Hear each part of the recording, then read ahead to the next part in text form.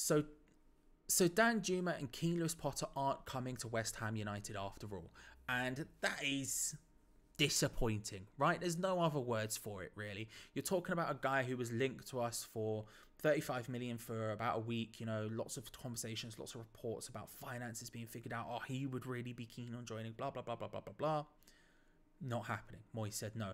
Then you're talking about a player who we've been linked for months and months and months and months and months. Endless speculation, endless reports. He's always been a transfer target, this, that and the other. Although that has died down a little bit in this window. He's joining Brentford. And for less money than we would expect. And so you can feel the vibes and you can write the conclusion if I say social media's reaction to this was, you know the answer. It was explosive. It was very angry. It is frustrated. It is panicking, right? And do I feel like that's a justified reaction right now? I think not.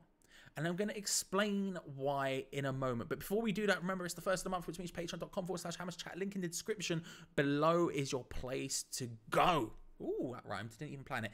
Lots of extra videos, extra series, audio. If you want audio versions of the videos, they are all on there. If you're looking for ways to get involved with videos, they're there. Giveaways, monthly Q&As with big sort of West Ham names. And I'll tell you what, a little cheeky one for you here. Gio told me the list of people he's potentially got for the next couple of months. And there's some Q&As you're going to want to be involved with, because that's the thing, we get your questions asked as well. Patreon.com/HammersChat. Link in the description below. Completely overhauled. Check it out. Maybe an advert coming next week. I don't know. You'll see. You just have to wait and see. But let's break down exactly what happened with these two players so we can then understand and talk about the reaction fully. I did English GCSE, point, evidence, explanation, all that good stuff, right? Let's lay out the basis for the argument, shall we? First up, Danjuma. Now, there's been a lot of different reports about what has happened from different people, but they all essentially boil down to this. He was presented to David Moyes. David Moyes said no. Disappointing. Sucks. It is what it is. That's life, right? Now, there's some things that we should say. For example, how was this going for a week with it so publicly on Twitter that it wasn't presented to David Moyes beforehand? Because David Moyes, let's not get it twisted, doesn't have complete control over transfers, but clearly does have the final say, yes or no. He might have his targets and Newman might have his and Sullivan probably has his, right? We know Sullivan's like. But clearly David Moyes has the final yes or no say at this point. Perfect. Good. That's what we need, right? So why was he not consulted beforehand? Now, it could be a thing where we don't really know, because it feels like Danjuma was it felt like it was almost ready to go. Not exactly, not the exact details, but it felt like it was he was interested, we were interested, everything else. And then David Moyes said no. But in realistically, it could be, hey, David Moyes was interested, but when we said this is what it's probably going to cost, he went, actually, no, I don't think we should be doing that. Which is fair enough. That's fair enough. Disappointing, but fair enough. Then we look at Keane Lewis-Potter, which wasn't a week of speculation. This was months and months and months and months of speculation. Constant reports. We're interested. We've bid in January. We're going for it. We're trying to sign him. Bowen's already here. That's going to help out. David Moyes even went to see him. David Moyes has this thing about wanting to see players before they sign, which is a bit old school. And he probably seems to have at least lessened that to some extent since rejoining a second time. But he went and saw him. This is, if ever there was a sign that we were interested in him, he went and had a little gander. He had a little look from a box. There was a picture of it and everything. And in this one, it's not he's turning it down. It's that Keane Lewis-Potter's joining Brentford. And not only joining Brentford, but joining for less than we were reportedly in for him for.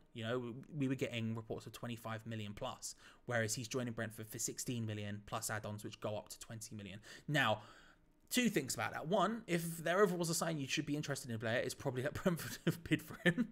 Because let's be real, they've got quite a good track record. And so if they're interested in him, probably should be looking at him as well if they're your type of person you're looking for. And evidently that was. And two, that's for even less than we were thinking about. It's frustrating. It's disappointing because it was so long, that transfer. It felt at times that it was almost a foregone conclusion that we would be signing for him. And in January, it sort of died down a bit. sorry, not in January. In this window, it's died down a bit. In January, it was very hot. It was scalding to the touch, that one. You're like, wait, him to West Ham? Poof, that's happening. Whereas in this window, he's been named as a target, but we've not really made any big overtures to signing him. Brentford have apparently been interested for a while, although I wasn't really super aware of that. I heard about it in the periphery, but apparently they've been interested in him for a while. But their bid went in 2 days ago, something like that, and all of a sudden it's done. So clearly the deal was there to be done, but we just didn't go for it. And it's, you know, after chasing someone for that long, after being reportedly interested in someone for that long, it's you know, it's disappointing. And that's kind of where I'm getting at with this video, right? It's disappointing. The whole situation is a disappointment. I'm not going to sit here and pretend like it isn't. I'm not going to sit here and say that everyone is wrong. It's actually completely fine.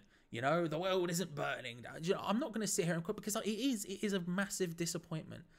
Add on to that the fact that these two players are exciting players. Do you know what I mean? When you do a Gonzo, right, and you look at, say, highlights of a centre-back. This isn't a diss to Aguerd, because I'm very excited about seeing Aguerd play. I'm actually very excited about seeing him play. But it's a bit different, isn't it? Like, good positioning, tackles and that. Sometimes you can get a lovely Hollywood last-ditch tackle, but it's a bit different from then. You look at Gonzo and you see, dude's run 40 yards, taking it past 3 people, done some step overs and then banged it in top corner. Do you know what I mean? And that's what these two players are. They're tricky wingers. They're fast, exciting wingers to watch. It's just a different level of excitement in these sort of transfers than it would be about signing just a really solid centre-back, you know? And so naturally, it's obviously a massive disappointment. It is frustrating. But my point is that I think it's early enough for us to do these things. Do you know what I mean? Although it feels like the season's been over for a while, and it has, the window's not been open for a super long time, only a couple of weeks. And more importantly, the window's open for a lot longer. And so for us, it's kind of okay to take our time and to make these decisions now. Now, if this was to happen in a couple of weeks' time, I would be panicking, especially because we have this idea of, you know, Moyes wants to buy, 5 more players now, whatever it is. It was 6, we signed Areola, so let's say 5. Then, panic state, ooh, ring the sirens, we're all kicking off. Ooh, I don't know what that was, right? But there would be panic in my soul for that. But at this point, we can afford to take our time. As much as I don't think we should be, as much as I think, you know, especially with the Danjuma one, putting that off reportedly because we prefer Lingard, they're not even the same type of player. I don't understand how that one works out. But if that is the case, then yeah, we can wait. We can afford to wait. As much as I don't want us to, we can. And so realistically, it's not the end of the world yet, because it is a long time to go. Now, don't get me wrong. I would prefer people to be in as soon as possible. When you first start a job, you know, you aren't instantly integrated into the group. You know what I mean? You have to find out who your friends are, who the people you get on with most in the office, that kind of stuff. You don't just instantly go, I'm here. Let's go to the driving range. You know, that doesn't happen instantaneously. And then, of course, in football, you've got the added tactics. You know, you've got formations. You've got all of that kind of stuff to learn. And ideally, you have everyone in before pre-season friendlies. That's the thing I keep seeing on social media. It's like, we need them in before the pre-season friendlies. And yes, that would be ideal. But people sign in January and do incredibly well. Jesse Lingard was one of them, right?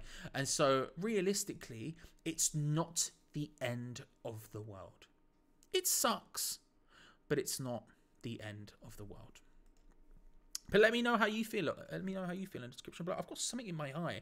I've rubbed my eye several times through this, and it's because there is something in there, and it's pissing me off. I'm not going to lie to you. I don't know what it is, but let me know in the description below how you feel about all these things. Make sure to check in the description below for patreon.com. Did I say let me know in the description below? In the comments below. I'm all over the shop. The eye thing is throwing me, people. It's absolutely throwing me. Let me know in the comments below. Let me know in the description below if you... don't let me know. Just click patreon.com/HammersChat. Link in the description below. Just say the words, Charlie. It's not that complicated. And if you haven't already, make sure to subscribe to the channel, because we have plenty of stuff coming up. The rest of the transfer stuff, we've got some good series coming up. We've got guides to Europa Conference League. We've got loads of stuff coming up that you want to be getting involved with. So subscribe, hit the bell notification if you haven't already, and I will see you next time, where hopefully my eye won't be so screwed. Who knows? Can I guarantee that? No, I can't, but still. See you later. Bye.